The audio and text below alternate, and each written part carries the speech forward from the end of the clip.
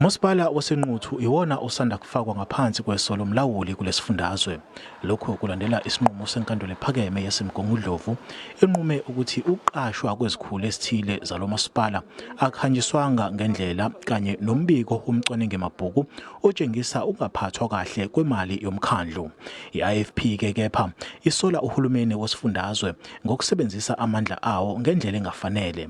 Kodwa ke uhulumeni uyakuphika lokhu.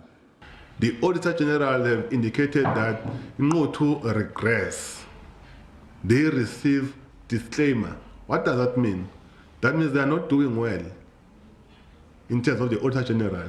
It's not us, it's Auditor General that audit everyone.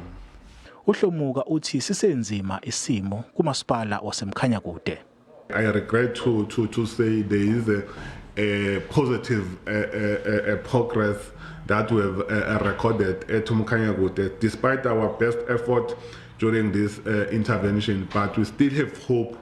We are going to receive a report soon. Uhulumeni uthi izinkinga ke ezinkulu ezikhungethe labo Maspala abafakwe ngaphansi kweso lomlawuli udaba lwemali, ukungaphathwa ngendlela kanye nongabebikho kuzinzo lwezombusazwe.